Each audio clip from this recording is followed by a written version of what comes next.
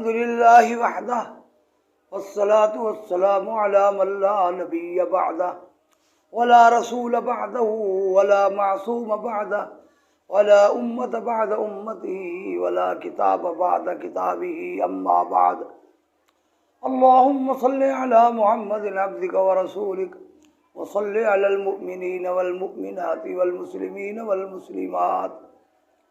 صبح ہوتی ہے، شام ہوتی ہے، یوں ہی زندگی تمام ہوتی ہے۔ خدائے کریم نے جتنی زندگی دے کر بندے کو دنیا میں بھیجا ہے وہ زندگی رات اور دن کے ذریعے کم ہو رہی ہے۔ ہر بندہ آخرت کا مسافر ہے، جتنی زندگی اس کی گزر گئی ہے اس نے واپس نہیں آنا، اور ہر دن زندگی کم ہو رہی ہے۔ ایک بزرگ نے اس کو بڑی عجیب مثال سے سمجھایا کہ بندے کی مثال ایک کتاب خالی کی ہے، کہ خالی کتاب ایک آدمی کو دے دی جائے اور اس کو کہا جائے روزانہ ایک ورق پلٹ اور اس کے اوپر جو چاہے لکھ، اسی طرح بھی آئی نہیں۔ بندہ روزانہ 24 گھنٹے میں زندگی کا ورق پلٹتا ہے اور اس میں اپنے اختیار سے نیک اعمال لکھواتا ہے یا برے اعمال لکھواتا ہے، کسی نہ کسی خاتے میں جا رہا ہے۔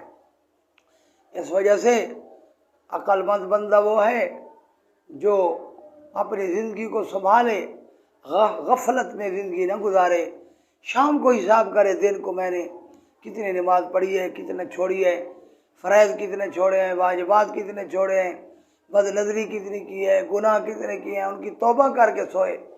پھر صبح کو رات کا حساب کرے، رات کو میں نے کیسے وقت گزارا ہے۔ جو آدمی صبح و شام اپنا حساب خود شروع کر لے تو نتیجہ اس کا یہ نکلے گا کہ آخرت میں ایسی تیاری کر لے گا انشاءاللہ کہ وہ آخرت کے حساب سے بچ جائے گا۔ لیکن جو آدمی اندھی زندگی گزارے اس کے لیے سراسر خسارہ ہے، گھاٹا ہے۔ اللہ تعالیٰ قرآن کریم میں ارشاد فرماتے ہیں کہ تم اندھی زندگی نہ گزارو، وَلَا تَكُونُوا كَالَّذِينَ نَسُوا اللَّهَ فَأَنسَاهُمْ أَنفُسَهُمْ أُولَئِكَ هُمُ الْفَاسِقُونَ۔ تم ان لوگوں کی طرح نہ ہو جاؤ جنہوں نے اللہ کو بھلا دیا، کیونکہ جو اللہ کو بھلاتا ہے اللہ انہیں اپنے نفع اور نقصان سے بھلا لیتا ہے۔ آدمی پھر اپنے پیسے لگا کر، وقت لگا کر، محنت کر کے گناہوں کی چیزیں کماتا ہے اور آخرت اپنی برباد محنت کر کے کرتا ہے، اس کا عقل کام نہیں کرتا۔ عقل گناہوں کی وجہ سے اندھا ہو جاتا ہے۔ اللہ فرماتا ہے اولئک هم الفاسقون، یہی لوگ فاسق ہیں۔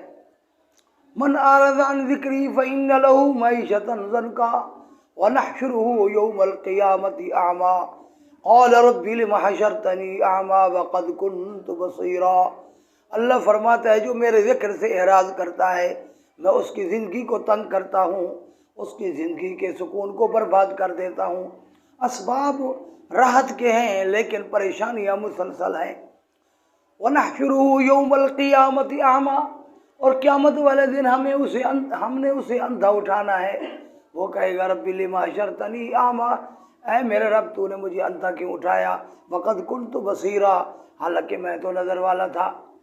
اللہ فرمائے گا قال، اللہ فرمائے گا كَذَلِكَ أَتَتْكَ آيَاتُنَا فَنَسِيتَهَا، تیرے پاس اسی طرح ہماری آیات دستک دیتی رہی، تجھے سمجھاتی رہی، جھنجھوڑتی رہی۔ وَكَذَلِكَ الْيَوْمَ تُنسَىٰ، تو نے جب اندھا پن اختیار کیا تو آج کے دن تو بھی بھلا دیا گیا ہے۔ اللہ جل شانہ سے عاجزانہ التجا ہے کہ خدا تعالیٰ ہمیں آخرت کی فکر نصیب فرمائے۔ وآخر دعوانا الحمد للہ رب العالمین۔